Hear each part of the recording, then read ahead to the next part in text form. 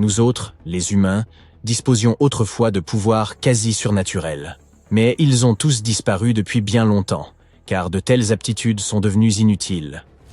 De sorte que l'évolution nous en a débarrassés. Par exemple, l'une de ses capacités était le sommeil d'hibernation. Oui, cela ne semble pas aussi stylé que la téléportation ou le pouvoir de voler. Mais dans notre monde moderne, cela pourrait être fort utile. Imaginez que vous vous couchiez avant l'hiver et que vous vous réveilliez au printemps. Pas de temps morose, pas de dépenses d'argent pour la nourriture durant cette période. Juste un long sommeil profond. Ainsi, peut-être que nos anciens ancêtres hominidés, plus proches des primates que des humains, étaient capables d'entrer en hibernation prolongée. C'était il y a environ 500 000 ans, des centaines de millénaires avant l'apparition des premiers Homo sapiens.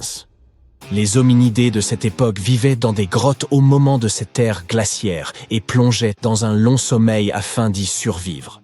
Ce n'est pas un fait confirmé cependant, mais les scientifiques ont émis quelques suppositions à ce sujet. Des paléontologues ont découvert de nombreux fossiles de nos ancêtres à l'intérieur d'une grotte en Espagne. L'analyse a montré que ces hominidés manquaient de vitamine D et de réserves de graisse. Ces étranges indices tendent à montrer que les habitants de ces grottes auraient pu être en état d'hibernation. Peut-être que leur métabolisme ralentissait et que leurs réserves de graisse et de vitamines s'amenuisaient peu à peu pour permettre leur survie pendant ce long sommeil. Bien sûr, une telle capacité pourrait être utile dans le monde moderne, mais elle présente aussi plusieurs inconvénients. Prenons l'exemple des ours et des problèmes qu'ils peuvent rencontrer pendant l'hibernation. Des processus métaboliques uniques permettent ce long sommeil. Mais si ces processus sont perturbés, alors après s'être réveillé, l'ours peut tomber gravement malade. Cela peut arriver à cause d'une quantité insuffisante de graisse et de réserves alimentaires. Une autre capacité du passé pourrait aider l'homme moderne à économiser une fortune. Cette capacité est d'avoir des dents fortes et saines. Aujourd'hui, nous avons des cliniques dentaires, des équipements de haute technologie, des centaines de types de brosses à dents et de dentifrice, des bains de bouche, et bien plus encore pour prendre soin de nos dents. Et malgré cela, nos ancêtres avaient des dents bien plus fortes et plus saines. Des mâchoires plus puissantes et des dents tranchantes leur permettaient de mastiquer les viandes les plus coriaces. Et l'immunité de la cavité buccale ne permettait pas aux bactéries de se développer. Mais ensuite, l'agriculture est apparue. Les gens ont commencé à manger des céréales. Cela a ajouté de nouvelles espèces de bactéries à leur bouche, affaibli les muscles de leur mâchoire et provoqué les premières écaries. Les dents sont devenues plus fragiles, mais elles ont reçu le coup de grâce lorsque les gens ont découvert le sucre. Les sucreries ont apporté beaucoup de problèmes à notre santé bucco-dentaire. Auparavant, les dents servaient d'outils pour traiter les matériaux durs. Mais ensuite, nous avons commencé à manger des aliments tendres, des boulettes de viande et du poulet frit. Et la force des dents est devenue négligeable. L'évolution nous a privés de cela. Nos ancêtres étaient un peu plus grands, plus forts, plus agiles et plus endurants que nous. Quelques jours passés dans les plaines à chasser des mammouths équivalaient à un mois d'entraînement régulier en salle de sport. Les gens n'étaient pas obèses. Ils mangeaient des aliments naturels et étaient bâtis comme des athlètes. Mais pourquoi étaient-ils plus grands? Qu'est-ce qui a influencé notre croissance osseuse? Au cours des 10 derniers milliers d'années, les changements de croissance sont les plus notables. Mais cette tendance a changé en notre faveur au cours des derniers siècles, et les gens ont commencé à grandir. Il est difficile de déterminer la cause exacte de ces changements. Ce peut être la génétique, l'environnement, le mode de vie, l'alimentation, ou l'apparition des techniques modernes. Ainsi, il y a 4000 ans, les hommes de Cro-Magnon chassaient et cueillaient en Europe. Ils étaient physiquement mieux bâtis grâce à un tel mode de vie. Leurs ancêtres avaient émigré depuis l'Afrique, ce qui expliquait en partie leur grande taille. Des os plus longs étaient utiles pour s'adapter au chaud climat africain. Mais après 3000 ans, la croissance de ces hommes a fortement diminué en raison de l'arrivée d'un temps plus froid et du développement de l'agriculture. Nos ancêtres ont traversé des périodes de famine, et leurs corps se sont rabougris au fil du temps pour s'adapter à un régime plus restreint. De plus, vivre au contact du bétail a provoqué l'émergence de nouvelles maladies, et tout cela a affecté l'apparence de nos ancêtres. On ne rencontre presque plus de tels problèmes à présent. Nous avons la possibilité de manger des aliments sains, de recevoir des soins médicaux et de prendre des suppléments. Tout cela nous a permis de grandir de quelques centimètres de plus. Mais un tel changement dans le corps humain reste toujours un mystère. Nous avons atteint aujourd'hui un stade de développement jamais égalé. Nous pouvons devenir des sommités en neurosciences et en physique thermonucléaire, créer des ordinateurs surpuissants, avoir accès à toutes les connaissances du monde et étudier les profondeurs infinies de l'espace. Mais pour une raison quelconque, nos cerveaux sont devenus beaucoup plus petits que ceux des gens qui vivaient il y a plusieurs milliers d'années. Mais comment est-ce possible, étant donné que nos ancêtres ne s'adonnaient qu'à l'agriculture, au commerce et à la fabrication d'outils rudimentaires? Puis sont apparues les grandes villes, l'architecture, l'art et la technologie. Et pendant tout ce temps, notre cerveau rétrécissait à mesure que l'humanité progressait. Il a même perdu un volume équivalent à celui de 4 balles de ping-pong. La raison n'est pas que les gens étaient plus intelligents dans le passé. Le volume du cerveau n'est pas vraiment lié au développement intellectuel. Il est en revanche possible que leur cerveau ait rétréci à cause de la collectivité. Pour comprendre ce que cela signifie, observons plutôt les fourmis. Des scientifiques ont mesuré la taille du cerveau de certaines espèces. Ils ont remarqué que les espèces qui entretenaient des systèmes sociaux complexes présentèrent des cerveaux plus petits. Cela signifie que si une fourmi interagit étroitement avec d'autres fourmis et partage son travail avec elles, son cerveau réduit. Le partage des tâches au sein d'une même espèce contribuerait donc à la réduction de cet organe, ses capacités cognitives se retrouvant ainsi réparties entre différents groupes effectuant différents travaux. On dirait que plus un cerveau se décharge ses fonctions, plus il devient petit. Autrement dit, si vous vivez isolé sur une île, pratiquez l'agriculture et la pêche et construisez votre maison tout seul, alors votre cerveau devient plus gros. Mais dans une grande société complexe, où toutes ces fonctions sont réparties parmi de nombreux membres, le cerveau humain rétrécit. En un sens, l'intelligence devient collective. Mais à quel moment de notre existence l'intelligence humaine est-elle devenue aussi collective qu'elle pouvait l'être? C'est lorsque l'écriture est apparue, soit environ 2000 ans avant le début du rétrécissement de nos cerveaux. Lorsque nos ancêtres ont appris à écrire, ils ont libéré une grande zone liée à la mémoire dans leur cerveau. Ils n'avaient plus à conserver une trace de toutes ces choses indispensables dans leur esprit. Et avec le développement des civilisations, la collectivisation de l'humanité s'est accrue. Puis sont arrivées la télévision et Internet. Nous ne tarderons pas à découvrir comment cela affectera notre cerveau dans le futur. D'une part, son volume pourrait diminuer encore davantage. Mais d'autre part, nous baignons dans un flux infini d'informations. Nous ne savons pas encore comment cela affectera la taille de nos crânes. La collectivisation de la conscience n'est qu'une des hypothèses expliquant le rapetissement de nos cerveaux. Une autre théorie suggère que cela serait arrivé à cause de notre mode de vie sédentaire. Le cerveau d'un chien, d'un chat ou d'un autre animal de compagnie est plus petit que celui de ses ancêtres qui vivaient à l'état sauvage. Lorsque les gens ont commencé à s'établir dans les villes et à dépenser moins d'énergie pour obtenir leur nourriture, leurs cerveaux ont également pu commencer à rétrécir. En plus de la taille du cerveau, les humains ont subi de nombreux changements. L'humanité présente désormais une grande variété d'apparences, que les premiers Homo sapiens ne connaissaient pas. Dans un lointain passé, chacun possédait les mêmes propriétés physiques caractéristiques d'une région particulière. Par exemple, une silhouette courte et trapue était typique des gens vivant dans des environnements froids.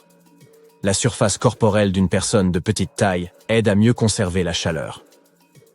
Par ailleurs, la surface corporelle d'une personne de grande taille dissipe plus efficacement la chaleur, de sorte que les gens vivant dans les régions d'Afrique les plus arides étaient plus grands, et dans les régions où il fait une chaleur torride pendant la journée, et où les gelées arrivent dès la tombée de la nuit, les gens ont pu développer la capacité d'abaisser leur température corporelle sans frissonner ni ressentir le froid. Ce phénomène concerne particulièrement les tribus aborigènes qui peuplent le désert central d'Australie. L'environnement affecte les caractéristiques externes presque autant que la génétique.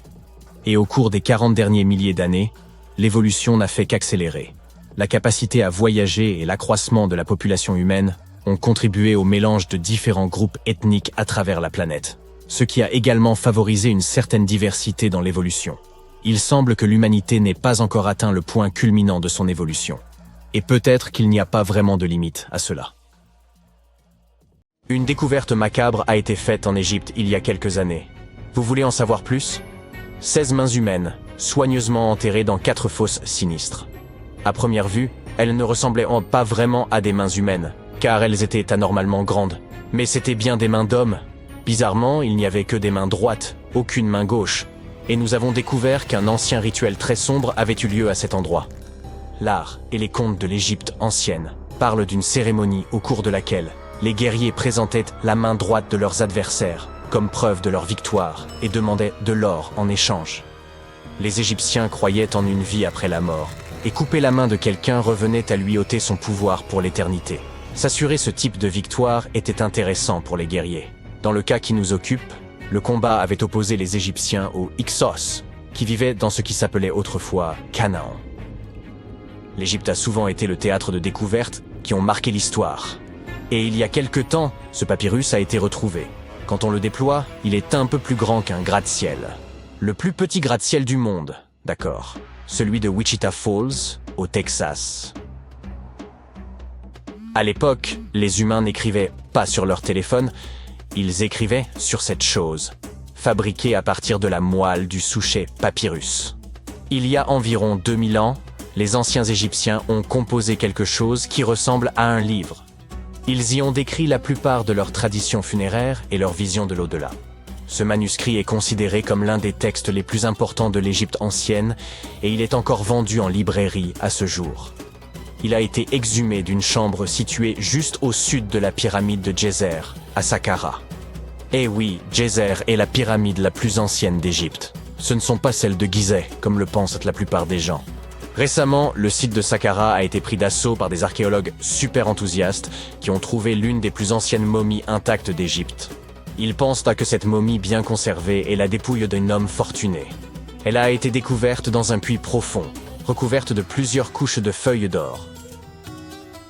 De nombreux symboles montrent qu'il s'agissait d'un homme important et riche, comme le bandeau qu'il porte sur la tête, le bracelet sur sa poitrine et le fait qu'il ait été embaumé avec une tunique, ce qui était réservé à la fine fleur de l'Égypte.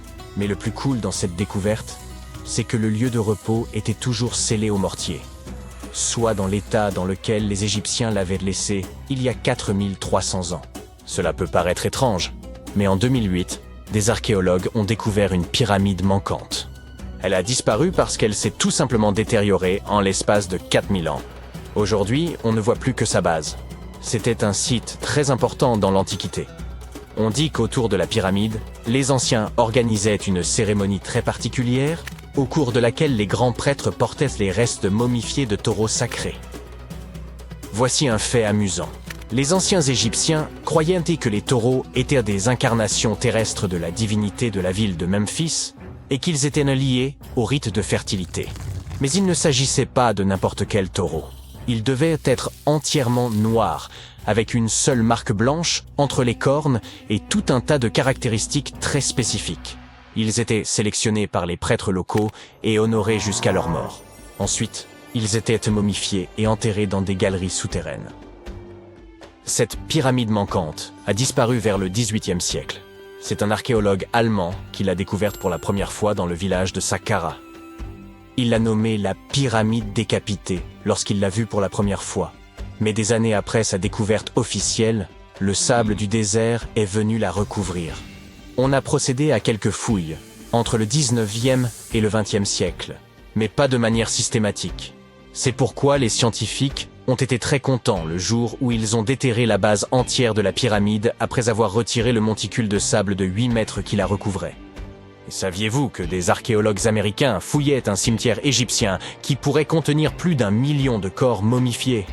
Jusqu'à présent, les archéologues ont déterré environ 1700 momies.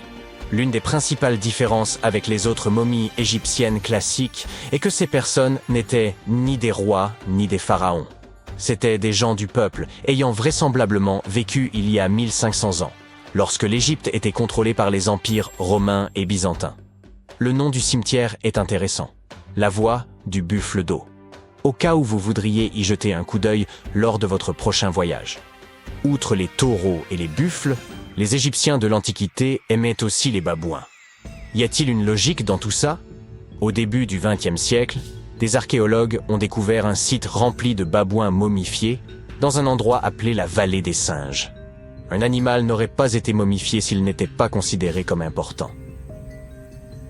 Certains animaux étaient plus importants que d'autres, car ils étaient liés à des divinités spécifiques. Les chacals étaient liés à Anubis, l'ancien dieu de l'au-delà.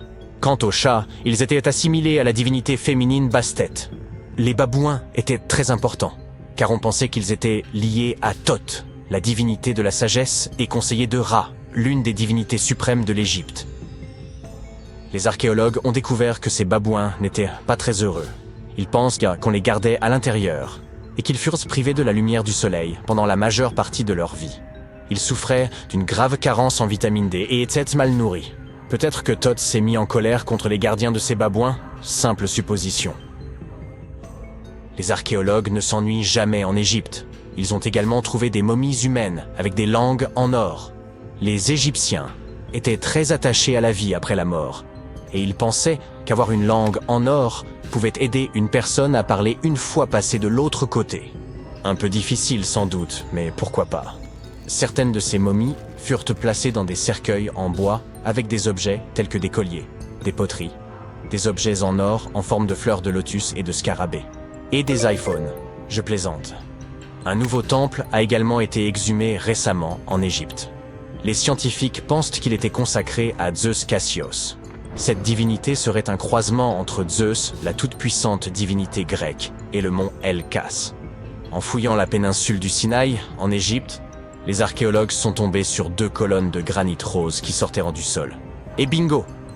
Ils pensent que ces colonnes représentaient la porte d'entrée du temple et qu'elles se sont effondrées lors d'un tremblement de terre il y a de nombreuses années. Et puisqu'on parle de divinité, certaines sont moins sérieuses que d'autres. Récemment, des scientifiques ont déterré un anneau d'or dans une ville située au sud du Caire. Non, Frodon, il n'est pas magique. Il s'agit d'un anneau en or, tout ce qu'il y a de plus normal, sauf qu'il est orné de la figure de la divinité de l'amusement, qu'on appelle Bès. Cette divinité est souvent décrite dans les textes sacrés comme un joyeux nain joufflu. Aujourd'hui, nombreux sont les tatouages dépourvus de signification et réalisés à des fins purement esthétiques. Dans l'Égypte ancienne, cependant, les femmes se faisaient tatouer afin d'être protégées au moment d'accoucher. C'est du moins ce que pensent les scientifiques. Dans la région du Nil, des chercheurs ont trouvé des momies dont les tatouages étaient bien conservés, ce qui est tout rare, car la peau se détériore très facilement. 2 de ces femmes s'étaient fait tatouer le bas du dos et les dessins étaient simples. Il y avait surtout des images, dont celle du nain joufflu dont nous venons de parler, Bès. Protéger les femmes lors de leur accouchement était donc apparemment son hobby. Me croiriez-vous si je vous disais que les anciens Égyptiens ont inventé les robots? Non. En effet, ce n'est pas tout à fait vrai. Bien sûr, c'étaient des astronomes, des mathématiciens et des ingénieurs. Mais ils sont également les auteurs d'une invention farfelue, une divinité automatisée que les scientifiques appellent Hathor. Cette statue en bois se trouvait depuis des années au Metropolitan Museum of Art, jusqu'à ce que quelqu'un remarque qu'elle avait un secret. À l'aide d'un scanner à rayon X, les spécialistes ont découvert un système mécanique à l'intérieur de la statue. L'axe en forme de poulie va de l'épaule de la statue à sa jambe gauche. Lorsque le système tourne, la statue lève et abaisse sa main, comme pour dire bonjour. Le 30 octobre 1759, les habitants du Moyen-Orient ont été réveillés en sursaut par un tremblement de terre. Des fissures sont apparues sur les murs de leur maison, les toits ont commencé à s'effondrer. Les gens sont sortis en courant de leur maison et se sont rassemblés dans des zones dégagées. Mais à cause des fortes secousses, ils continuaient à perdre pied et à tomber. 1 mois plus tard, un autre tremblement de terre s'est produit qui s'est avéré être encore plus fort. Des arbres ont été brisés, des maisons se sont effondrées, des fissures profondes sont apparues dans le sol. La catastrophe a duré 2 minutes. Des oasis, des routes et des villes ont été détruites. Miraculeusement, les anciens bâtiments de Baalbek ont résisté au tremblement de terre. Certains historiens affirment que ce lieu majestueux et mystérieux a été construit sous l'Empire romain. Mais de nombreux chercheurs ne sont pas d'accord. Quelle que soit la vérité, la ville est l'un des principaux mystères archéologiques de l'humanité. Le bâtiment le plus étonnant de Baalbek est le temple de Jupiter. Les habitants de l'Empire romain croyaient que Jupiter détenait le pouvoir sur la foudre et le tonnerre. Le bâtiment ressemblait à une plateforme avec 54 colonnes sur lesquelles reposait un toit massif. Aujourd'hui, on ne peut plus voir que 6 colonnes de 20 mètres de haut. Chacune d'entre elles est composée de 3 sections et ressemble à un crayon. Les mines de ces crayons ont été construites en plomb, ce qui a rendu les colonnes exceptionnellement solides. Chacun de ces morceaux de pierre pesait la somme incroyable de 80 tonnes. c'est le poids de 35 SUV Ford Explorer. Voici le plus grand bloc de la Grande Pyramide de Gizeh. Mais comparé au bloc de Baalbek, il ne semble même pas si impressionnant. Les fondations sous le temple de Jupiter ont été préservées. C'est ainsi que les spécialistes ont découvert qu'il était composé d'environ 25 pierres monolithiques pesant 450 tonnes chacune. Cela signifie que les blocs de Baalbek pèsent presque 4 fois plus que les blocs d'Égypte.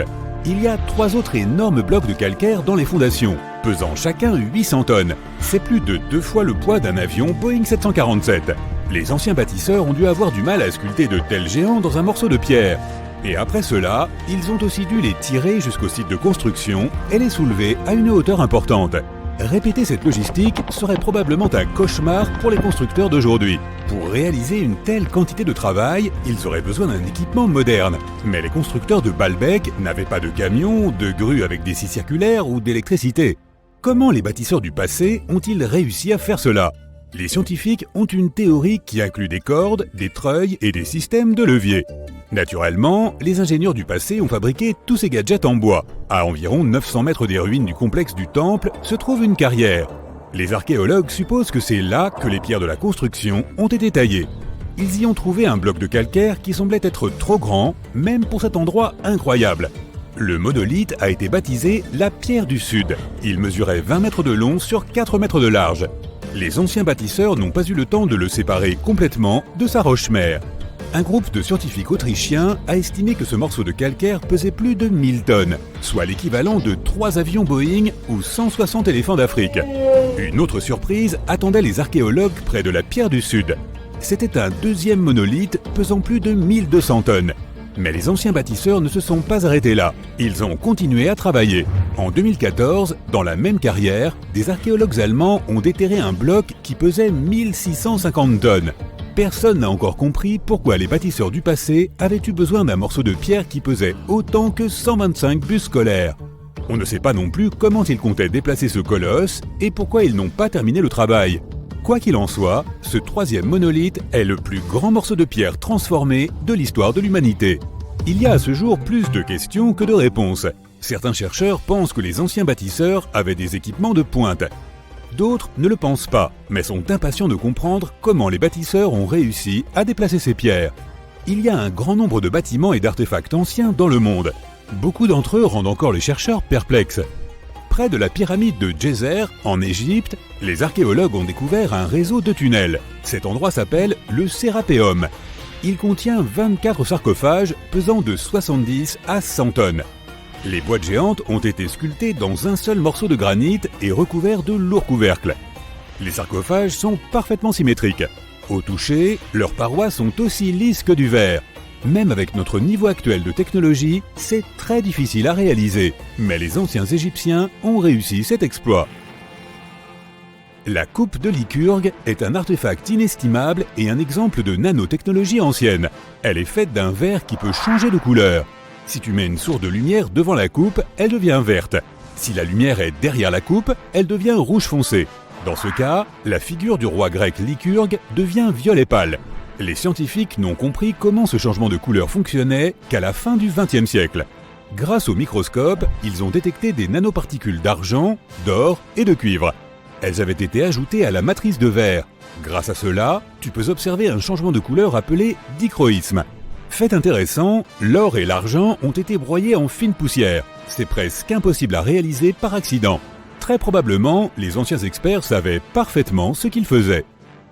En Bolivie se trouve un curieux endroit appelé Pumapunku. On dirait que d'anciens géants y ont joué avec un énorme jeu de construction. Et après le jeu, ils ont oublié de remettre les pièces dans la boîte. Mais il n'y avait pas plus de géants autrefois qu'aujourd'hui.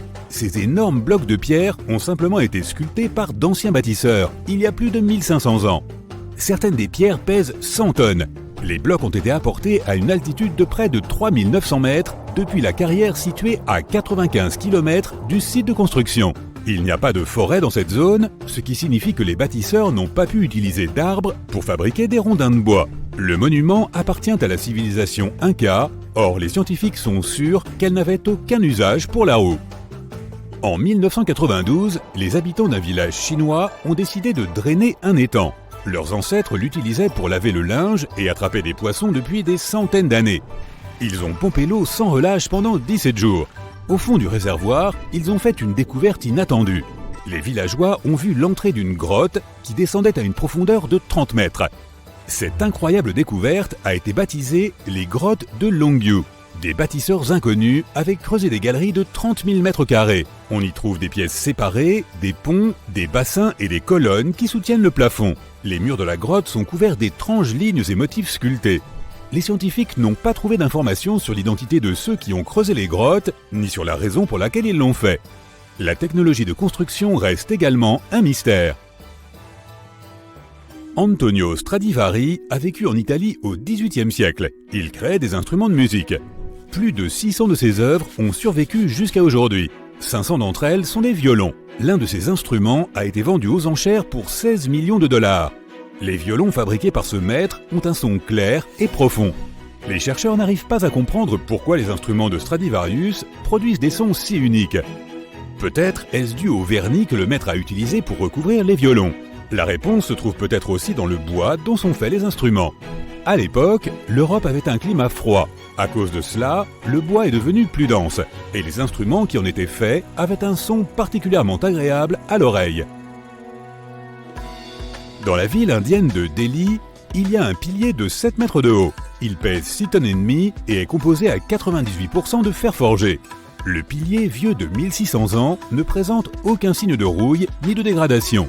Les scientifiques pensent que si le monument est si bien conservé, c'est grâce au climat sec et à la composition chimique du métal qui l'a rendu résistante à la corrosion. Et pourtant, les chercheurs ne savent pas comment les forgerons ont réussi à fabriquer un pilier en fer qui ne craigne pas la rouille. Cela semble être un exploit difficile, même pour les métallurgistes modernes. Le rocher Al-Nasla est divisé en 2 parties par une fente parfaitement droite. Chaque bloc rocheux repose sur un petit piédestal. Certaines personnes pensent que c'est la preuve d'une ancienne technologie laser. Mais les géologues pensent que la fente est apparue en raison du déplacement du sol ou des vibrations naturelles qui se sont produites sous la roche. Ce processus a conduit à l'apparition de la fissure. Elle s'est agrandie pendant des milliers d'années et progressivement, le monument naturel a pris la forme que l'on peut observer aujourd'hui. Et si je vous parlais de technologie des fibres de Néandertal? Non, je vous n'avais pas rêvé. Le concept est bel et bien réel. En 2020, une équipe de scientifiques a publié un article qui a bouleversé la façon dont nous percevons nos plus proches ancêtres. Une découverte en France a changé l'univers de l'archéologie pour toujours. Et ce n'était pas la première fois qu'une telle chose se produisait. Mais commençons par le commencement. Les Néandertaliens. Pendant longtemps, ils ont été considérés comme des hommes des cavernes typiques et limités. Le personnage de Fred Flintstone ne représente plutôt bien l'image que l'on s'en faisait. D'où venait ce stéréotype? Quand avons-nous commencé à croire que les Néandertaliens n'étaient pas les plus brillants dans l'histoire de l'évolution? Eh bien, de William King, un géologue britannique du 19e siècle. C'est lui qui donna leur nom aux Néandertaliens. Sur la base des ossements trouvés par King, le scientifique déclara que l'espèce n'était pas intelligente, et cette image colla aux Néandertaliens pour les siècles à venir. Mais un bout de ficelle d'une longueur de 6,2 mm changea complètement la donne. Une petite vallée fluviale, sèche, abri du maras, fut le lieu de la grande découverte. Les archéologues y découvrirent un fragment de corde à côté d'un outil en pierre.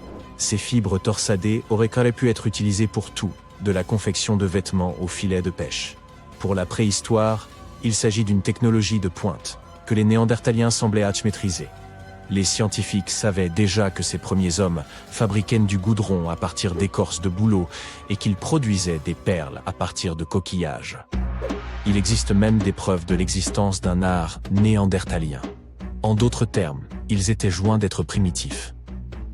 Le morceau de corde et d'autres découvertes similaires modifient la façon dont nous percevons nos ancêtres. Le monde de l'archéologie est en constante évolution. Prenons l'exemple des pyramides d'Égypte. Il s'avère qu'elles n'ont pas vraiment été construites par une armée de personnes que le pharaon faisait travailler jusqu'à ce qu'elles s'évanouissent. Hérodote, le célèbre historien grec, est à l'origine de cette confusion. Il affirma en effet, en 500 avant notre ère, que 1000 hommes avaient participé à la construction de la grande pyramide de Gizeh, sans préciser qui étaient ces hommes ni pourquoi ils construisaient les pyramides. C'est ainsi que le mythe commença. D'énormes dalles de pierre tirées par des hommes, conduit par un contremaître armé d'un fouet. Les égyptologues ne sont pas de cet avis. Il s'agit des scientifiques qui étudient la culture de l'Égypte ancienne. Assez récemment, en 1988, ils découvrirent un village de travailleurs qui racontait une toute autre histoire. Certes, les ossements des travailleurs témoignaient d'un travail acharné, mais le secteur de la construction est très exigeant physiquement, même aujourd'hui. Il a fallu près de 6 ans et 12 000 hommes pour achever le plus haut bâtiment du monde, Burj Khalifa. De retour en Égypte, 3 fois plus d'ouvriers achevèrent la Grande Pyramide, en environ 2 décennies. Un exploit impressionnant d'ingénierie ancienne, n'est-ce pas? Les supérieurs traitaient si bien d'elles les Égyptiens, qui construisaient les pyramides. Leur régime était riche en protéines. Ils bénéficiaient de soins médicaux et étaient correctement rémunérés. En fait, ils vivaient mieux que la population non active. Et ils vivaient avec leur famille à proximité du chantier. Les archéologues savent tout cela parce qu'ils ont mis au jour des boulangeries et des dortoirs, avec des jarres à pain et d'autres types de nourriture. Signes semblant montrer que les pharaons étaient de bons employeurs, et que le marché du travail n'était pas si terrible que ça pour eux après tout. Ils conservaient également des registres papyrus détaillés de la construction en hiéroglyphes. Vous et moi serions bien incapables de lire ces lettres qui ressemblent à des dessins. Les égyptologues avaient le même problème. Cela faisait plus d'un millénaire que personne n'avait utilisé ce type de police.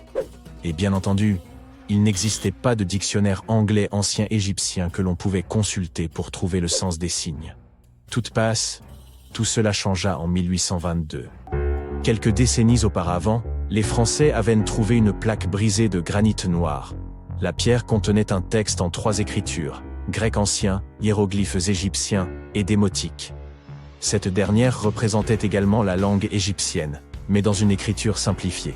Les scientifiques datèrent la plaque à l'an 196 avant notre ère. Le contenu était un texte religieux. Le philologue et orientaliste français Jean-François Champollion fut le premier à déchiffrer le code. Car heureusement, les gens n'avaient pas oublié les lettres du grec ancien. Le français parvint donc à faire correspondre les lettres grecques avec celles de l'écriture égyptienne. Et voilà. Les hiéroglyphes étaient enfin déchiffrables. Le nom du morceau de granit qui rendit tout cela possible est la pierre de Rosette. L'importance de sa découverte va au-delà de l'archéologie. Le terme « pierre de Rosette » est même entré dans le dictionnaire français. Il représente une découverte qui aide les gens à comprendre une énigme qui les a longtemps laissés perplexes. Il existe même des jeux suivant le même principe. Un symbole est associé à un message particulier. Il faut ensuite décoder le message en remplaçant le symbole par la lettre correspondante. C'est ce que les scientifiques firent avec la pierre de Rosette il y a plus de 2 siècles, mais à une échelle beaucoup plus grande. Savez-vous quelle est la plus ancienne langue déchiffrée en Europe? Elle porte un nom peu attrayant, le linéaire B. Ce syllabaire appartient à la langue grecque mycénienne. Le mycénien est antérieur de plusieurs siècles à l'alphabet grec ancien. On peut facilement deviner de quelle écriture elle est issue. Le linéaire A. Les habitants de la Crète utilisaient le linéaire B il y a plus de 1000 ans, entre 1340 avant Jésus-Christ et 1190 avant Jésus-Christ. À la fin de l'âge de bronze, la civilisation grecque qui utilisait cette écriture disparut. Plus personne ne pouvait lire le linéaire B et, surtout, personne ne savait qu'il avait même existé. Les choses allaient changer au cours des premières années du XXe siècle. Un archéologue britannique du nom de Sir Arthur Evans fit la découverte d'un vaste complexe palatial à Knossos, en Crète, Grèce. Il s'agissait du centre de la culture minoenne, à l'origine de l'énigmatique écriture. Le palais comptait quelques 1300 pièces, ornées de peintures colorées représentant des dauphins, des griffons et des taureaux. Tout cela captiva l'imagination des archéologues, mais leur plus grande découverte passa d'abord inaperçue. Des milliers de plaques d'argile cuites. L'incendie qui avait détruit le palais avait en effet permis de préserver les tablettes. Lors de la découverte des plaques, il fut impossible de lire ce qui figurait, car il s'agissait d'une langue inconnue. La communauté scientifique dut attendre encore un demi-siècle avant de pouvoir déchiffrer les plaques. C'est Michael Ventris qui finit par déchiffrer le code. Il s'agit d'un architecte et cryptographe anglais. Ventris avait étudié le grec et le latin. C'est en assistant à la conférence du célèbre archéologue Arthur Evans que le jeune homme décida de résoudre une fois pour toutes l'énigme du linéaire B. Il y parvint en 1952. L'un des faits les plus étonnants dans les découvertes de Ventris est que l'écriture s'avéra être une forme archaïque de grec. Mais la cryptologie n'a toujours pas résolu le code du linéaire A. Un système qui restera un mystère jusqu'à l'arrivée d'un jeune motivé comme Michael Ventris. Ils n'auraient pas besoin d'être des archéologues professionnels. Basil Brown ne l'était pas. Et pourtant, en 1939, il découvrit la tombe du Haut Moyen-Âge la plus riche d'Europe, à Sutton Hoo, dans le sud-est de l'Angleterre. Il ne s'agissait pas d'une tombe ordinaire en pierre, mais d'un navire grandeur nature, 3 fois la longueur d'un bus londonien à impérial de 27 mètres. Et ce n'est pas tout. En dehors de sa fonction première, le navire renfermait un tas de richesses. Des bols suspendus de luxe, des récipients de fête, des accessoires vestimentaires en or et des textiles de luxe ne sont que quelques-uns des trésors découverts. Les archéologues furent également étonnés par l'argenterie provenant de la lointaine Byzance, que vous connaissez probablement sous le nom d'Istanbul, en Turquie. Même à notre époque, elle se trouve à plusieurs jours de route de Sutton Hoo, alors imaginez le temps et l'argent qu'il fallait pour importer un plat d'argent au 7e siècle. Selon les archéologues, c'est à ce moment-là que le bateau coula. Cela ne peut pas être la fête des Anglais. À cette époque, l'Angleterre n'existait pas. Les habitants des îles britanniques de l'époque étaient les Anglo-Saxons. Peut-être le navire des monticules herbeux du Suffolk a-t-il appartenu à l'un de leurs rois? Nous ne le saurons jamais. Le sol acide local a éliminé toute preuve possible. Ou peut-être qu'il n'y a jamais eu de pierre tombale. Il pourrait s'agir d'un cénotaphe, c'est-à-dire d'un monument funéraire construit à la mémoire d'une personne importante. Les archéologues n'ont toujours pas de réponse définitive. Néanmoins, ce qu'ils trouvèrent à Sutton Hoo éclaire sur l'âge sombre, que les Anglais appellent Dark Ages. Avant la découverte du bateau, on ne savait pas grand-chose de ce qui s'était passé en Grande-Bretagne après le départ des Romains. Désormais, l'image de la société anglo-saxonne à l'époque est beaucoup plus claire. Et qui sait, peut-être le sol anglais sera-t-il le théâtre de la prochaine grande avancée en archéologie. Les grandes pyramides. Elles figurent parmi les 7 merveilles du monde antique et sont les seules à exister encore aujourd'hui. Saviez-vous que les pyramides de Gizeh n'étaient pourtant pas uniques en leur genre, et qu'elles ne furent même pas les premières? Il y eut d'abord les moyennes pyramides, mais elles n'ont pas si bien marché. Bon, j'arrête de dire des sottises. Pour en revenir à notre histoire, dans l'Égypte ancienne, on croyait que les rois étaient choisis par les dieux pour servir sur terre en tant que médiateurs. Dans l'au-delà, ils étaient censés devenir eux-mêmes des dieux. Le complexe pyramidal fut donc construit pour que le roi dispose de tout ce dont il pourrait avoir besoin dans l'au-delà. Il y avait la pyramide, un palais et des temples. Le tombeau du roi, dans la pyramide, était rempli de tout le nécessaire, des meubles, de la nourriture et des objets d'or. En fait, la première pyramide a été construite 80 ans avant la première pyramide de Gizeh. Au total, il y en avait une centaine. Certaines ne furent pas achevées, car la construction prenait du temps, et tous les pharaons ne vivaient pas assez longtemps pour voir la fin des travaux. Parlons maintenant de la construction elle-même. La plus grande des pyramides de Gizeh est aussi haute qu'un immeuble de 40 étages. Comment diable ont-ils réussi à construire une structure aussi massive il y a 5000 ans, bien avant l'apparition des machines et autres équipements? Nous allons voir ça.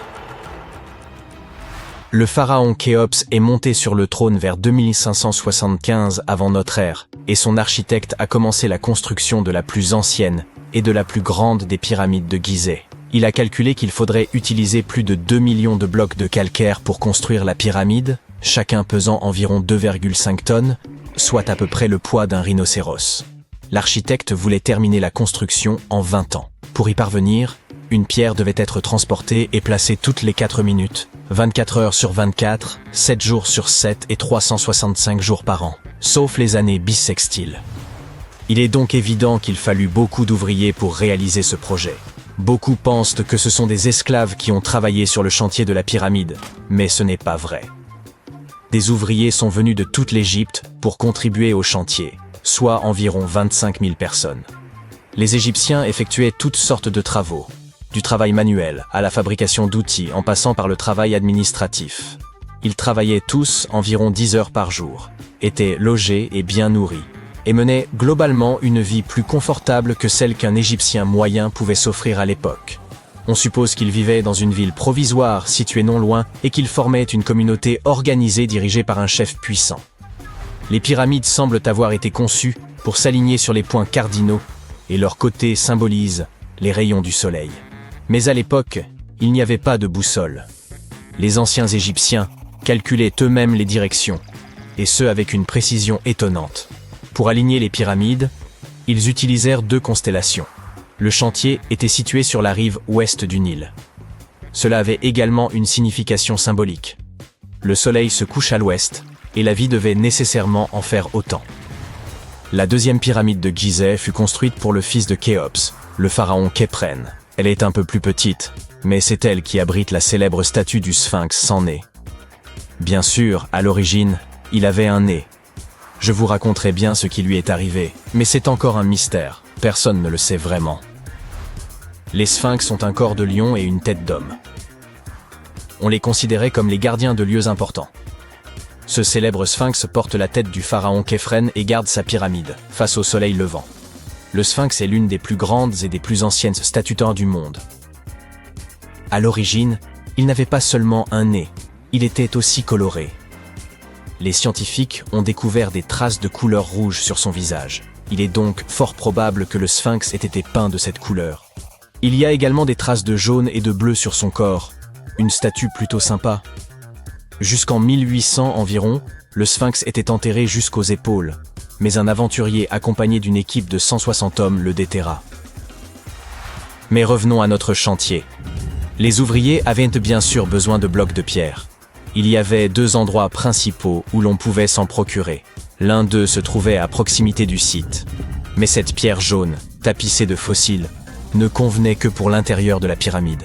Les blocs de calcaire destinés à l'extérieur furent transportés sur 13 km grâce à des traîneaux de 2,5 mètres de long. Apparemment, il n'était pas trop difficile de les tirer. On mêlait de l'eau à la bonne quantité de sable, et ça glissait bien. 10 personnes suffisaient pour tirer un traîneau transportant une grosse pierre. Étonnamment, couper des blocs de calcaire n'était pas le plus difficile. Dans le sol, le calcaire est mou et peut être fendu assez facilement. Mais après avoir été exposé à l'air, il durcit. Le plus difficile fut donc de façonner tous ces blocs. Cette étape était cruciale, car la moindre imprécision pouvait entraîner l'effondrement de toute la pyramide. Bien, ces pierres calcaires étaient extraites, transportées sur un traîneau, façonnées. Et ensuite quoi ? Comment les disposer ? C'est encore un mystère. Les archéologues ont découvert les vestiges d'un système de rampes datant de l'époque de la construction des pyramides. Les historiens s'accordent donc à dire que les Égyptiens ont très probablement conçu un système unique pour déplacer et tirer ces énormes blocs. L'opinion la plus répandue est qu'il y avait plusieurs rampes autour de la pyramide. Il y avait probablement une rampe centrale avec 2 escaliers de chaque côté, construits directement sur les pierres de la pyramide. La rampe grandissait au fur et à mesure que la pyramide s'élevait. On pense que certains ouvriers gravissaient les escaliers en tirant des pierres sur des traîneaux de bois. Mais ce n'est qu'une hypothèse parmi d'autres. D'autres affirment que les rampes se trouvaient autour de la pyramide. D'autres encore qu'elles se trouvaient à l'intérieur. Peut-être que nous ne le saurons jamais, et que le mystère restera entier pour toujours. Le calcaire extérieur de la pyramide était poli avec du sable et de la pierre pour qu'il brille. Au sommet, il y avait un pyramidion en or et en argent, qui scintillait sur l'Égypte comme un 2e soleil. Voilà comment on occupait son temps il y a 5000 ans. Parlons maintenant de l'intérieur. Curieusement, il n'y a pas grand-chose à l'intérieur de la pyramide. En très grande partie, il s'agit de pierres massives, avec très peu d'espace ouvert. Mais jetons un coup d'œil rapide. Depuis l'entrée, il y a 2 escaliers, l'un qui descend, l'autre qui monte. Ils nous mènent aux chambres. Il y en a 3 à l'intérieur. Pourquoi ? Apparemment, une chambre funéraire devait être toujours prête au cas où le pharaon aurait rendu l'âme avant la fin des travaux. À mesure que les travaux avançaient, d'autres chambres étaient reconstruites. La dernière était la principale, c'était la chambre du roi, celle où repose Khéops. C'est la plus grande pièce, au cœur de la pyramide, et un grand passage y mène. On l'utilisait probablement pour monter le granit, servant à décorer l'intérieur. On utilisa également du granit pour fabriquer 5 étages de poutres destinés à soutenir la structure. Et apparemment, ça a bien tenu étant donné que la pyramide est restée debout pendant des siècles. Malheureusement, aucune de ces chambres ne comporte de hiéroglyphes. Si vous voulez en voir, vous devez aller voir les tombes décorées situées près des pyramides. Ces œuvres sont des représentations de la culture et de la vie quotidienne de l'Égypte ancienne. Leurs textes permettent aux chercheurs d'étudier la langue et la grammaire. Les trésors qui se trouvaient autrefois dans les pyramides ont été emportés par des pilleurs. Il existe aussi de nombreux tunnels et passages secrets à l'intérieur des pyramides. Mais aujourd'hui encore, personne n'en connaît le plan complet. Cela fait des années que les scientifiques envoient des robots munis de caméras à l'intérieur. Mais il y a encore beaucoup de choses que nous ignorons. Aujourd'hui, ils se servent de rayons X pour scanner les pyramides de l'extérieur, sans entrer. Alors oui, les anciens Égyptiens ont bien créé un mystère que personne n'a réussi à percer en 5000 ans.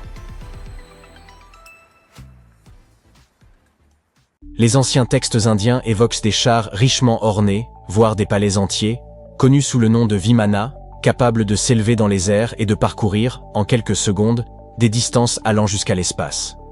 Si certains considèrent ces Vimana comme relevant exclusivement de la mythologie indienne, d'autres estiment qu'ils pourraient s'inspirer d'une technologie véritable, perdue au fil des siècles. Selon les textes de l'ancien Veda indien, il existait des Vimana variés, comme le Vimana éléphant doté de plusieurs moteurs, ainsi que de nombreux modèles portant des noms d'animaux ou d'oiseaux. Certains étaient conçus pour des trajets locaux, d'autres pour voyager à l'étranger, et d'autres encore pour explorer la Lune ou d'autres planètes. Ils pouvaient atteindre des vitesses stupéfiantes. L'un des Vimana possédait la capacité exceptionnelle de se rendre invisible. Un autre, en forme de sphère, était propulsé par les vents de Mercure. Ce modèle aurait produit un rayon immense, comparable à celui du Soleil, et un bruit retentissant semblable au tonnerre. Tous les Vimana étaient réputés indestructibles et parfaitement adaptés au combat. Pour piloter un Vimana, il fallait maîtriser un ensemble de connaissances, comparables à celles requises pour un pilote d'avion moderne, et regroupées en 32 secrets. Ils incluaient la structure de l'engin, les techniques de décollage et de manœuvre en toute sécurité, ainsi que des savoir-faire spécifiques comme comment se rendre visible ou invisible, comment se dissimuler, comment être rapide, ou encore comment gérer les phénomènes de contraction et d'expansion. Pour échapper à ses adversaires, le pilote d'un Vimana devait se hisser jusqu'à la 8e couche atmosphérique au-dessus de la Terre et tirer parti de la puissance des rayons solaires obscurs. Si cette consigne peut paraître étrange, d'autres instructions, plus plausibles, conservent une certaine pertinence dans le contexte de l'aéronautique moderne. Certaines sections des textes dédiés aux Vimanas mettent en lumière des aspects tels que les itinéraires de vol, la formation des pilotes, la navigation, mais également les tenues appropriées pour ces derniers, ainsi que les aliments recommandés pour de longs trajets. Ces écrits recèlent également des informations techniques détaillées sur l'utilisation de métaux absorbant la chaleur, les types de métaux employés et leurs points de fusion. Les défenseurs de l'idée que les Vimanas étaient plus que de simples mythes estiment que les anciens Indiens n'auraient probablement pas consacré autant de précision à une vulgaire légende. Ainsi, ces palais volants pourraient avoir été réels et extraordinairement en avance sur leur temps, à l'image de nombreuses autres inventions indiennes. Au VIe siècle avant notre ère, un chirurgien indien du nom de Sushruta a rédigé ce qui est considéré comme le premier manuel de médecine et de chirurgie. Surnommé le père de la chirurgie pour ses contributions, Sushruta a catalogué des centaines de plantes médicinales et décrit des interventions chirurgicales complexes. Il a notamment consigné des instructions pour des reconstructions nasales, ainsi que des greffes de peau transférées d'une partie du corps à une autre. La technique originale de rhinoplastie, qui consistait à prélever un fragment de peau sur le front pour reconstruire un nez, demeure utilisée aujourd'hui. Toutefois, à l'époque, cette intervention répondait à des besoins très différents de ceux d'impressionner le public des réseaux sociaux. Ces chirurgies étaient destinées à aider des individus ayant perdu leur nez en raison d'un châtiment ou de blessures subies au combat. C'est à un prodige des mathématiques indiens de l'Antiquité, nommé Aryabhata, que nous devons l'invention du zéro. Bien qu'elle puisse paraître anodine, cette découverte a été cruciale, car sans elle, il n'existerait ni système binaire, ni ordinateur. Avant le 5e siècle de notre ère, les gens se contentaient d'un simple symbole pour indiquer l'absence de valeur. Grâce à cette invention, l'addition, la soustraction et bien d'autres opérations sont devenues infiniment plus simples. Vous pouvez observer le plus ancien zéro connu, gravé sur le mur d'un temple de Gwalior, en Inde. Dès 1500 avant notre ère, voire plus tôt, la civilisation de la vallée de l'Indus utilisait des règles en ivoire. Ces instruments, retrouvés lors de fouilles sur les sites de l'actuel Pakistan et du nord-ouest de l'Inde, étaient couramment employés en architecture avec une précision remarquable. Chaque règle comportait des unités mesurant un peu plus de 3 cm, minutieusement divisées en sous-unités précises, jusqu'à une tolérance de 2 millièmes de centimètre. L'invention suivante relève davantage du concept que de l'objet tangible. La standardisation consiste à fixer des règles communes en s'appuyant sur un ensemble de critères, qu'ils soient humains, matériels ou d'intérêts variés. L'une de ces applications les plus notables, à laquelle nous sommes aujourd'hui habitués, est celle des poids standardisés. Que l'on utilise des livres ou des kilogrammes, ces mesures universelles sont essentielles, n'est-ce pas? Pour cela, nous devons un grand merci aux marchands de la civilisation arapéenne, qui vivaient il y a près de 4000 ans. Ces derniers utilisaient des poids standardisés pour mesurer aussi bien des céréales que des produits de luxe. Leur système de mesure reposait sur des bases mathématiques décimales et binaires. Bien qu'ils n'aient pas disposé de technologies avancées, ils ont atteint une précision remarquable grâce à des calculs complexes et à l'utilisation ingénieuse de matériaux tels que le sable pour la construction. Leur expertise en matière de standardisation s'est diffusée jusqu'en Perse et en Asie centrale, devenant ainsi une norme mondiale en matière de pesée. Si le yoga est votre pratique favorite, vous avez une excellente raison de rendre hommage aux anciens sages indiens. Le yoga a été mentionné pour la première fois dans les Védas de la civilisation de l'Indus-Sarasvati, dans le nord de l'Inde, il y a plus de 5000 ans. Avec le temps, cette discipline a été perfectionnée et enrichie, devenant une vaste philosophie comprenant plus de 200 écrits sacrés consacrés à l'art d'atteindre l'illumination. Au début de notre ère, le yoga a pris une nouvelle dimension grâce à l'écrivain hindou Patanjali, qui a structuré la pratique dans son œuvre, les Yoga Sutras. Cette discipline s'est transformée en une méthode complète de rajeunissement du corps et en une pratique visant à prolonger la vie, avec des postures que l'on continue à exécuter sur les tapis d'aujourd'hui. Ce n'est qu'au XIXe siècle que le yoga a gagné le monde occidental, où il s'est rapidement propagé.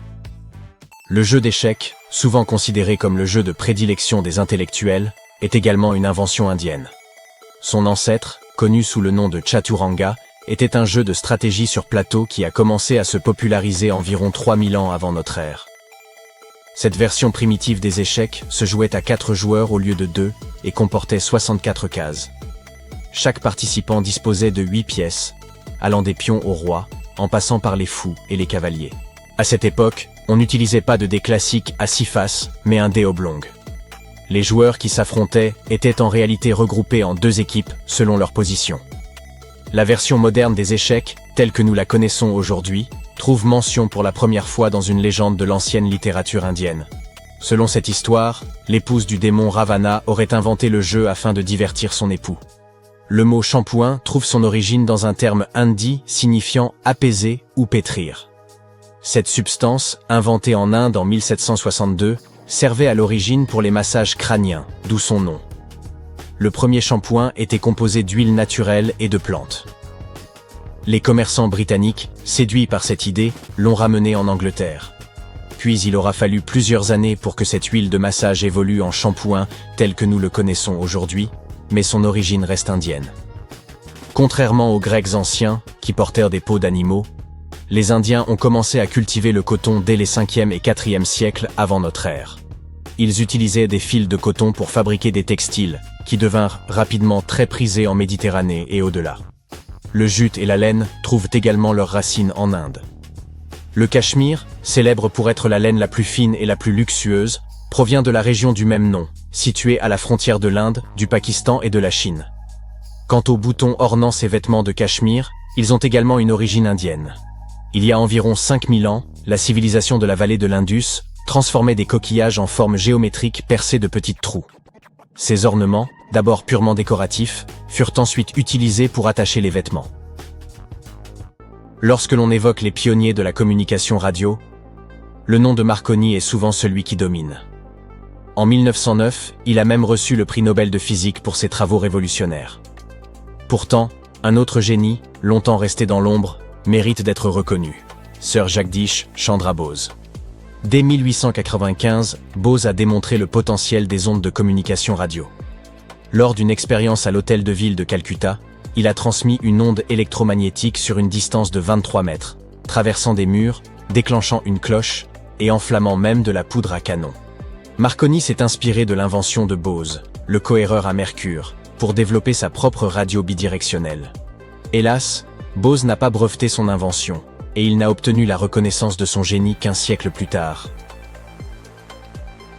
L'un des endroits les plus inexplorés et les plus mystérieux de la Terre se trouve à la vue de tous. C'est l'un des monuments les plus majestueux de l'humanité. La merveille du monde antique cache un secret que les scientifiques et les archéologues ne peuvent toujours pas résoudre. Il s'agit du grand sphinx de Gizeh en Égypte. L'énorme sculpture d'un lion à tête humaine a été taillée dans la roche il y a environ 4500 ans. Les scientifiques ne connaissent toujours pas la date exacte de sa création et ignorent également qui l'a construit et dans quel but. Il existe de nombreuses hypothèses et théories, mais aucune d'entre elles n'a été confirmée. La plupart des gens ont vu cette majestueuse sculpture, que ce soit en photo ou en réalité, mais presque personne ne sait ce qui se cache en dessous. La statue du Sphinx a été sculptée dans un seul morceau de calcaire. Elle a été peinte, les restes de pigments de couleur à la surface le prouvent.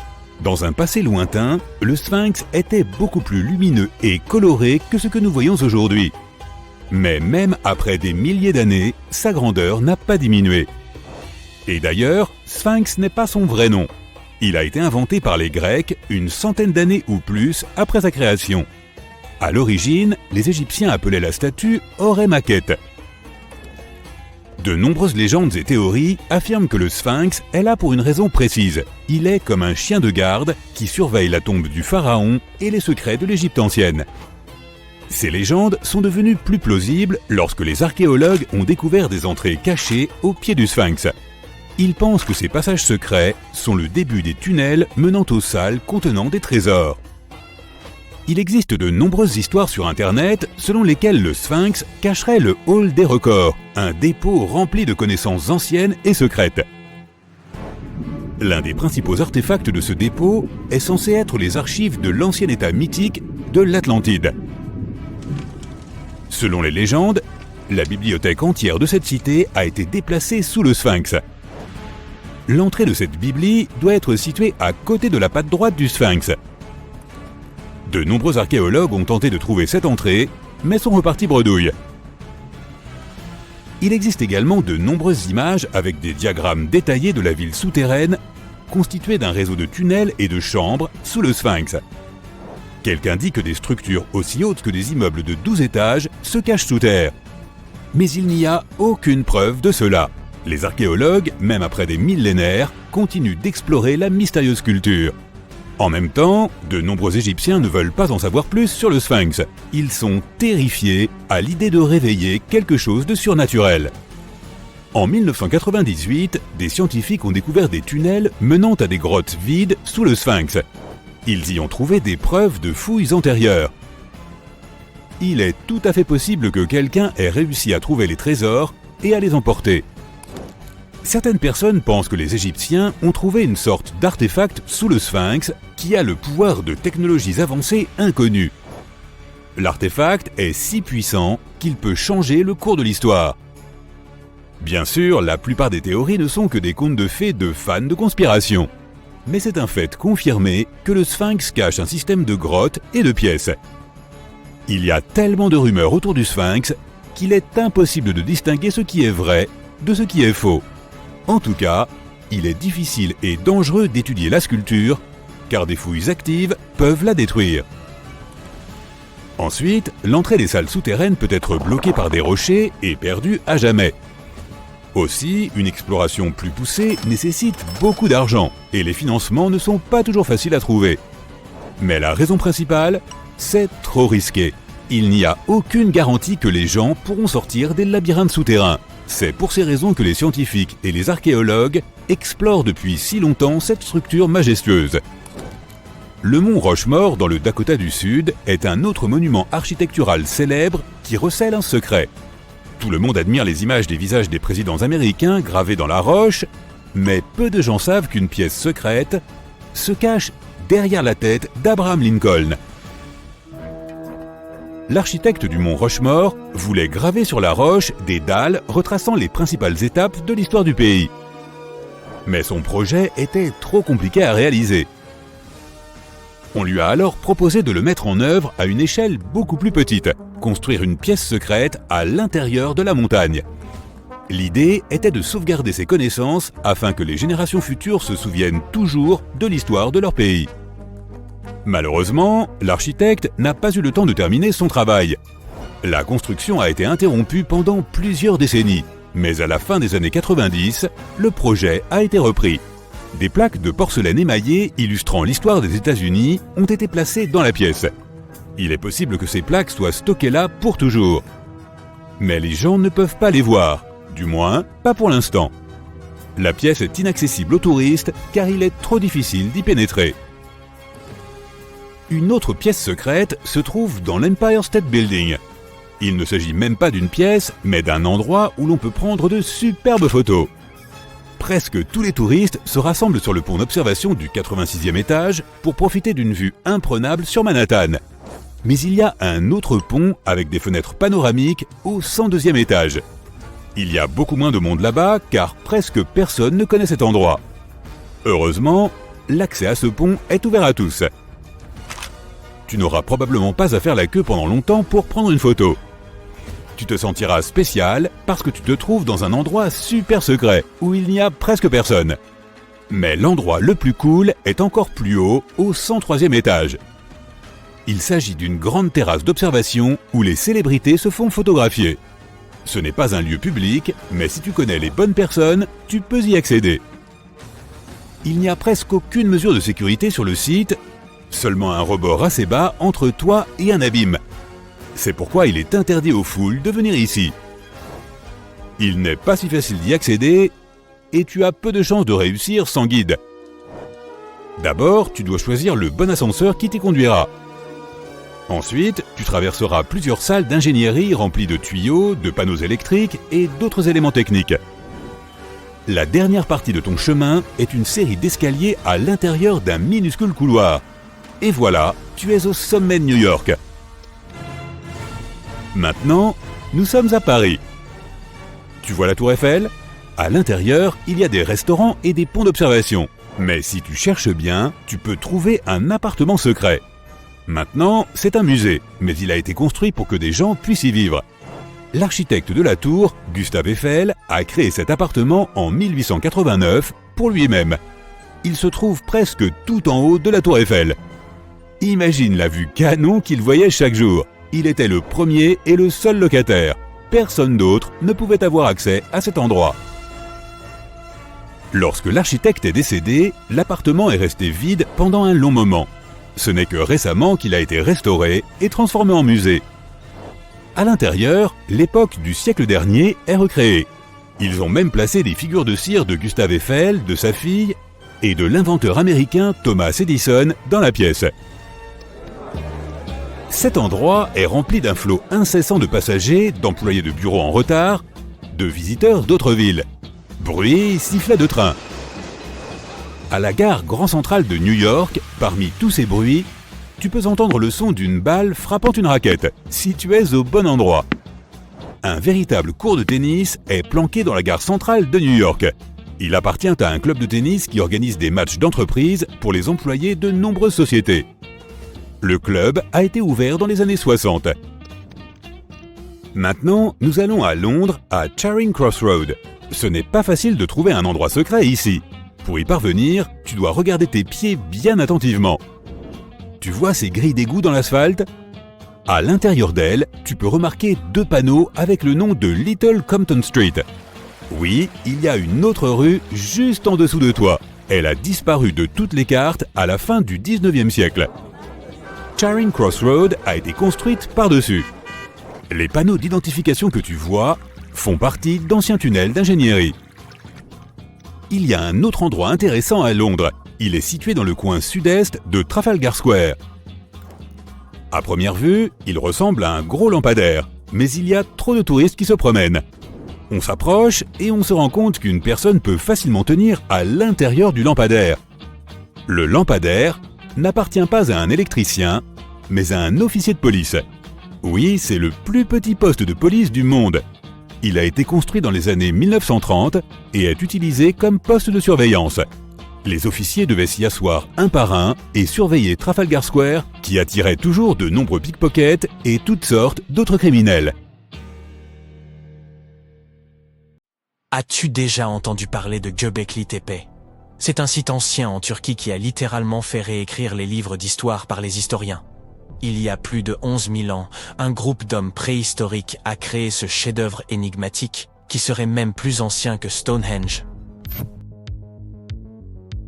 Avant sa découverte, les archéologues croyaient que les gens ne connaissaient pas encore le fer et n'étaient pas bien doués pour faire de la poterie. Ils étaient convaincus que la vie sédentaire n'avait émergé qu'avec le besoin d'agriculture. Mais Göbekli Tepe a déjoué cette croyance. Ce lieu a révélé que c'était le temple qui avait ouvert la voie à une vie sédentaire et non pas un mode de vie agraire. Jusqu'à cette découverte, les chercheurs pensaient que c'était l'agriculture qui avait été le catalyseur de la vie sédentaire. Voici le professeur Schmidt, l'homme dont les découvertes ont bouleversé cette théorie. Il a réussi à prouver que des communautés de chasseurs-cueilleurs avaient posé les toutes premières fondations de ce mode de vie. Retour dans les années 60, d'autres archéologues ont visité la région, mais ils ont totalement manqué le coche. En arpentant la région, ils sont tombés sur une colline, où étaient dispersées quelques dalles de calcaire, et en ont conclu qu'il s'agissait simplement d'un ancien cimetière datant du Moyen-Âge. Ils étaient à loin de se douter qu'il y avait tant à découvrir. En 1994, Schmidt s'est lancé dans sa propre enquête sur les sites préhistoriques de la région. Et surprise, il a immédiatement réalisé qu'il avait découvert quelque chose d'extraordinairement unique. Contrairement aux plateaux plats et stériles voisins, Göbekli Tepe présentait un sommet doucement arrondi, s'élevant à 15 mètres au-dessus du paysage environnant. De façon plutôt comique, la traduction du nom de cet endroit est « la colline Ventru ». Schmidt était sûr que seuls des humains auraient pu créer une chose pareille. Ces morceaux de calcaire brisés qui étaient pris à tort pour des pierres tombales se sont avérés être bien plus passionnants. C'était comme tomber sur un trésor caché. Les fragments ont pris un tout nouveau sens, et Schmidt, avec son équipe, se sont apprêtés à plonger dans les secrets cachés sous la surface. À leur grande surprise, ils n'ont trouvé aucune trace d'habitation. Pas de foyer pour cuisiner, pas de maison, et aucun de ces adorables bibelots d'argile communément trouvés dans des sites voisins du même âge. Cependant, ils ont découvert que ces peuples anciens employaient déjà des outils, comme des marteaux en pierre. Schmidt et son équipe ont donc réfléchi ensemble et se sont livrés à une estimation audacieuse de l'âge des structures en pierre de Göbekli Tepe. Leur estimation a été confirmée par quelques datations au carbone effectuées sur place. L'aspect si ancien de ce lieu commençait enfin à avoir du sens. C'était comme un puzzle qui s'assemblait lentement. On pourrait penser qu'à l'époque, les gens n'avaient pas d'outils dédiés à la création de quelque chose d'aussi impressionnant que Göbekli Tepe. C'est faux. Il s'avère que ces hommes préhistoriques utilisaient des outils en silex au lieu de burin en métal sophistiqué. Ils étaient également doués pour tailler le calcaire plus doux et créer des piliers sur place. Ensuite, ils charriaient les piliers sur une courte distance jusqu'au sommet et les plaçaient verticalement. Une fois que les anneaux de pierre étaient terminés, on les couvrait de couches de terre. Avec le temps, on ajoutait de nouveaux anneaux, et voilà. Ça nous donne une colline épatante pour impressionner les gens dans le futur. Au cours de leur première année de fouilles, l'équipe a retrouvé près de 15 000 fragments d'ossements provenant de créatures sauvages. Les autochtones n'avaient pas d'animaux domestiques et ne cultivaient pas leur propre nourriture. Ils chassaient des bêtes sauvages pour leur repas. Mais les choses étaient sur le point de changer, car l'endroit présentait tout ce dont ils avaient besoin pour commencer à se livrer à l'agriculture. Les scientifiques affirmaient qu'ils disposèrent de céréales et de moutons sauvages qui auraient pu être domestiqués. Et devine quoi? À seulement 32 km de là, dans un village préhistorique, des généticiens ont retrouvé des traces des plus anciennes souches de blé domestiquées au monde. Ces découvertes sensationnelles ont complètement changé notre vision de la civilisation. Dans le passé, les experts pensaient que les gens devaient d'abord apprendre à cultiver, puis s'installer dans un endroit avant de pouvoir y construire des temples. et développer une société complexe. Mais devine quoi? Les recherches de Schmitt bouleversent cette notion. Il affirme que l'effort incroyable consacré à la construction de ces structures étonnantes a en réalité préparé le terrain en vue du développement de sociétés avancées. Cela signifie que ces changements sociétaux et culturels sont survenus avant l'agriculture. Schmitt entretient cette hypothèse fascinante à propos de Göbekli Tepe. Il pense qu'il aurait pu s'agir d'un lieu de sépulture spécial où les gens laissèrent leurs proches. Et voici le plus beau. Le site funéraire était orné de statues élégantes et de symboles représentant des divinités de l'autre monde. L'idée que Göbekli Tepe aurait pu servir de site sacré ajoute une autre couche de complexité à notre histoire. Alors que le véritable intérêt du site peut nous échapper, les réflexions de Schmitt nous invitent à considérer le lien profond qui unit la vie et l'au-delà et le respect que ces sociétés de chasseurs-cueilleurs auraient peut-être nourri pour leurs défunts ancêtres. Maintenant, évoquons les stars du spectacle. Les fascinantes colonnes en forme de T qui dominent Göbekli Tepe. Ces structures mystérieuses mesurent de 3 à 6 mètres de hauteur et représentent très probablement des figures humaines stylisées. Mais l'une d'elles se distingue du reste. Un bas-relief de lion en 3 dimensions. Cette représentation stimule vraiment notre imagination. Pourquoi ? Parce qu'elle suggère la possibilité que des lions aient erré en Anatolie durant la période néolithique. Ces pierres levées sont disposées en cercles et placées dans des fosses rectangulaires. Chaque cercle a une configuration similaire. 2 grands piliers en forme de T au centre, entourés de piliers légèrement plus petits, orientés vers l'intérieur. Tu parles d'un arrangement élégant. Ces imposants piliers atteignent les 5 mètres et pèsent entre 7 et 10 tonnes. Certains d'entre eux sont simples et épurés, tandis que d'autres sont de véritables œuvres d'art avec des gravures complexes. Les renards, les scorpions et les vautours prennent vie, rampent et se tordent sur les côtés des piliers. Mais il n'y a pas que des animaux qui soient représentés sur ces pierres. Certains piliers portent des formes abstraites représentant des hommes et même de petites gravures figurant des vêtements. Certains d'entre eux ont même des ceintures. Enfin, il y a un pilier qui se démarque des autres, comme une véritable rockstar. Ce très ancien pilier de pierre suggère qu'une comète se serait écrasée sur Terre. Cela s'est produit pendant une période froide qui a duré environ un millénaire. Des études antérieures, examinant les carottes de glace du Groenland, avaient déjà évoqué cette théorie de la comète. Mais maintenant, les gravures de Göbekli Tepe la confirment. Les gravures de ces piliers sont comme une bande dessinée historique. Elles montrent même une figure humaine sans tête. Les chercheurs ont traité ces images par ordinateur et ont découvert leur lien avec les constellations, ce qui indique que ce temple aurait pu être un ancien observatoire. C'est comme si nos ancêtres essayaient de documenter cet événement cataclysmique de leur manière unique. Les archéologues fouillent et analysent Göbekli Tepe depuis le milieu des années 90, révélant couche après couche d'histoire et nous fournissant une compréhension plus profonde des relations complexes qui régissaient les premières sociétés. Et ils n'ont aucune intention de s'arrêter pour les 150 années à venir. Qui sait ce qu'on trouvera encore? Car vois-tu, Göbekli Tepe a été uniquement considéré comme un site rituel, sans signe d'activité domestique. On nous a laissé croire que l'absence d'eau signifiait qu'il ne pouvait pas supporter de communautés semi-sédentaires. Mais les chercheurs pensent qu'il est temps de secouer les choses et d'approcher Göbekli Tepe avec un regard neuf. Il pourrait être bénéfique de remettre en question ce que nous croyions auparavant et d'utiliser de nouvelles preuves et différentes façons de penser. Einstein. Il pourrait y avoir un groupe de personnes vivantes dans cette région qui ne restaient pas au même endroit tout le temps. Ils se déplaçaient un peu mais avaient tout de même une culture propre, vivant dans la région de manière semi-sédentaire.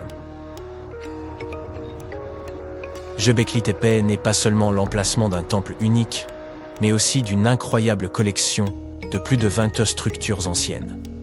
À mesure que les archéologues sondent les profondeurs de cette merveille, ils en comprennent la disposition unique, avec 2 points focaux proéminents au cœur de chaque fondation, complétés par des structures plus petites et des murs de partage. Ce qui était encore plus fou, c'est que l'on compte également plus de 200 obélisques dans les parages. Lorsqu'on entend le mot « momie », ça donne parfois froid dans le dos. En effet, la plupart d'entre nous associent ce mot à ces personnages effrayants que nous avons vus dans des films d'horreur. En réalité, les momies nous ont permis de comprendre beaucoup de choses sur les civilisations anciennes, sur ceux qui les gouvernaient, et sur la façon dont les gens vivaient à la perte de leurs proches. Les Égyptiens de l'Antiquité, qui croyaient qu'une certaine forme d'existence après la mort était possible si certaines conditions étaient respectées, sont le peuple le plus connu au monde pour ses momies. Ceux-ci préservaient effectivement les corps humains par le biais du processus de momification et plaçaient les momies dans des tombeaux équipés, un peu comme s'il s'agissait d'appartements. Pourquoi ce peuple y croyait-il? Eh bien, parce que la plupart étaient profondément liés à leur environnement naturel. Les Égyptiens étaient pleinement conscients des cycles naturels autour d'eux, comme le lever du soleil chaque jour ou de la lune la nuit, mais aussi de la façon dont la vie renaissait des plantes dans un cycle perpétuel, même à voir faner. Ils croyaient également que le puissant esprit Osiris, qui représentait le cycle de la disparition et de la résurrection, jouait un rôle dans ce processus. Pour se préparer à l'au-delà, les Égyptiens de l'Antiquité suivaient certains rituels, comme la momification, qui consistait à utiliser des éléments aussi variés que le miel, les résines ou encore l'encens pour préserver les corps. Aucune momie n'est plus célèbre que celle du roi Tut, Toutankhamon. Ce jeune pharaon régna sur l'Égypte il y a plus de 3000 ans. Un problème majeur lors de la découverte des tombes royales est que la plupart ont déjà été pillées au moment où on les retrouve. Le peuple savait que les souverains laissaient de nombreux objets de valeur à leur côté après leur mort, ce qui rendait ces lieux de sépulture vulnérables face aux voleurs. Étonnamment, lorsque la tombe du roi Tut fut ouverte en 1922, les gens se réjouirent, car elle n'avait pas été volée à l'instar de beaucoup d'autres tombes royales. C'est dire à quel point elle était bien cachée. À l'intérieur, sa momie était enfermée dans 3 cercueils au total, dont un en or. Les objets trouvés dans sa tombe furent très révélateurs de ce qu'était l'Égypte antique. L'étude de sa momie nous a également permis d'en savoir plus sur la culture et les pratiques en vigueur à l'époque où il est décédé. Enfin, les recherches liées à son ADN nous ont conduit à obtenir des informations sur sa famille. En outre, les scientifiques purent découvrir qu'il avait, par exemple, souffert de la maladie appelée le paludisme et d'un problème au pied susceptible de l'avoir gêné lorsqu'il marchait. Ramsès II est un autre pharaon égyptien qui a régné pendant 68 ans, ce qui n'était pas rien à l'époque. Il est connu pour ses campagnes militaires d'expansion et ses réalisations architecturales. De nombreuses preuves datant de son règne existent encore aujourd'hui, notamment une grande statue à son effigie. Ramsès II mesurait environ 1,80 m et a vécu jusqu'à l'âge de 90 ans. Après avoir examiné sa momie, les scientifiques conclurent qu'il souffrait peut-être d'une maladie affectant sa colonne vertébrale. Vous vous souvenez des voleurs que j'ai évoqués plus haut? C'est probablement à cause de ces derniers que Ramsès II termina dans le cercueil ordinaire d'une collection secrète de momies royales à Deir el-Bahari, qui a été redécouverte en 1881. Heureusement, les archéologues purent l'identifier, car ses voyages avaient été consignés sur ce qui l'enveloppait. Le processus de momification était très fastidieux.